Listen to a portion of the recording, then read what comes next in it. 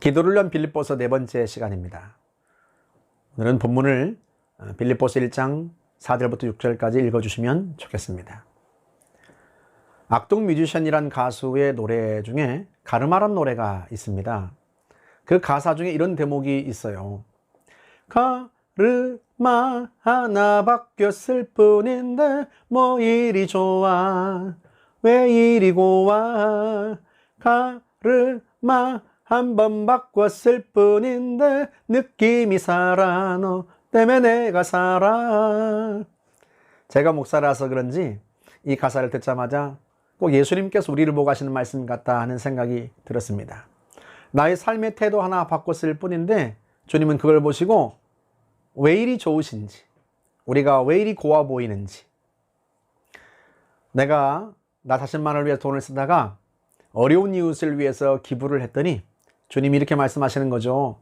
돈 쓰는 곳 하나 바꿨을 뿐인데 네가 왜 이리 좋은지, 왜 이리 고와 보이는지 모르겠다. 겨울에 쪽방촌에 연탄 배달하고 돌아왔더니 주님 말씀하시는 거죠. 네가 몸 쓰는 곳 하나 바꿨을 뿐인데 느낌이 산다.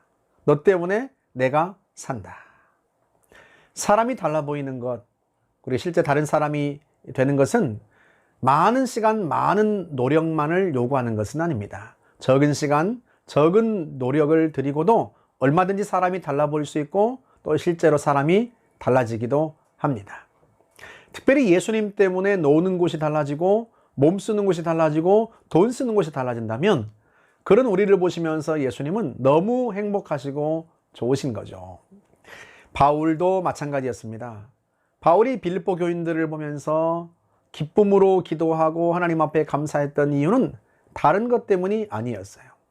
너희가 첫날부터 이제까지 복음을 위한 일에 참여하고 있기 때문이다. 이와 관련된 이야기가 사도행전 16장 12절 이하에 나옵니다. 바울이 빌립보 성에서 복음을 전했는데 첫 회심자가 루디아란 여인이었어요. 이 여인은 예수를 믿자마자 바울 일행을 자기 집으로 초대하곤 자기 집에서 머물라고 강권합니다. 그러니까 빌립보 성에서 복음을 전할 때 자기 집을 거점처럼 사용하란 뜻이죠.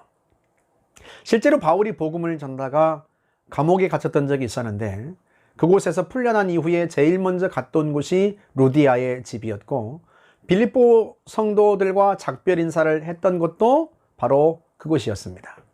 그러니까 바울이 첫날부터라고 말할 때 이때의 첫날이란 빌립보에서 첫 성도가 생긴 날을 말하고 그 주인공은 바로 루디아였습니다.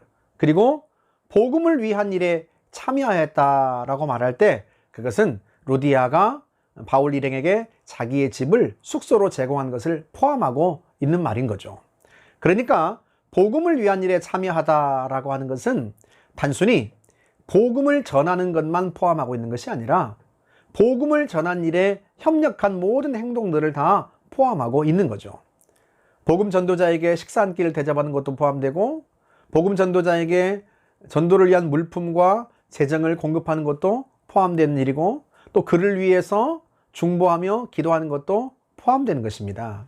그래서 이 문장을 씌운 성경은 복음을 전할 때 도움을 베풀어 주었다 하고 번역을 했습니다.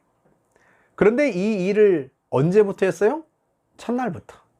그러니까 새신자 때부터 어떻게 하면 내가 복음 전하는 일에 도움이 될 수 있을까 하고 생각하고 또 작은 일이지만 그 일을 실행했다는 뜻입니다. 그래서 빌립보 4장 15절 이하에서도 바울이 그 이야기를 합니다. 마게도니아를 떠날 때 주고받는 일에 너희가 참여하였다. 데살로니가 있을 때에도 2번이나 나에게 쓸 것을 공급해 주었다. 빌립보 교인들이 바울에게 필요한 것을 제공했던 것을 말하는 대목인데요. 그런데 이렇게 전도자에게 필요한 것을 공급하는 것을 예수님은 굉장히 중요한 일로 여기십니다. 그래서 바울이 그 다음 절 빌립보 4장 17절에서 이렇게 말합니다. 세 번역으로 읽어드리면 나는 선물을 바라지 않습니다. 나는 여러분의 장부에 유익한 열매가 늘어나기를 바랍니다. 바울이 필요한 것을 공급하기 위해서 장부에다가 보내는 물품과 돈을 기록할 때 열매가 늘어난다는 뜻이에요. 그러니까 복음을 직접 전하는 전도자들만 열매를 거두는 게 아닙니다. 그들을 돕고 그들을 위해 협력하는 사람들도 그들과 함께 열매를 거두게 된다는 뜻이에요. 실제로 왕의 저정이란 책을 쓴 김민희 간사는 이렇게 말을 했어요. 자기가 선교지에 차 한 대를 사서 보냈는데 그때 성령께서 이런 감동을 주셨답니다. 미진아, 네가 보낸 차가 가난한 사람들에게 쓸 물품을 싣고 아프리카를 달릴 때 그 차가 달리는 것이 아니라 네가 달리는 것이다. 한 사람이 구원받는 역사 속에는 많은 사람들의 노력과 수고가 깃들어 있습니다. 어떤 사람은 복음을 직접 전했고, 어떤 사람은 복음 전하는 그에게 재정을 공급했고, 어떤 사람은 그를 격려하며 기도해 주었던 거죠. 그렇게 해서 한 사람이 마침내 예수 그리스도에게로 돌아왔다면 그것은 전도자 한 사람의 열매가 아니라 모든 사람의 열매인 거죠.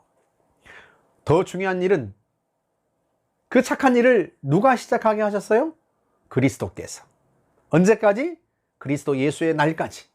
주님이 재림하신 날까지. 내 일생 끝날까지. 다시 말하면 복음 전하는 일, 복음 전파에 협력하는 일만큼 주님께서 중요하게 여기시는 일이 없습니다. 그래서 예수님은 요한복음 4장 36절에서 씨를 뿌린 사람과 추수하는 사람이 함께 기뻐할 것이다 하고 말씀하셨습니다. 복음을 위해 참여한 모든 사람들에게 주께서 하늘의 기쁨을 주시는 거예요.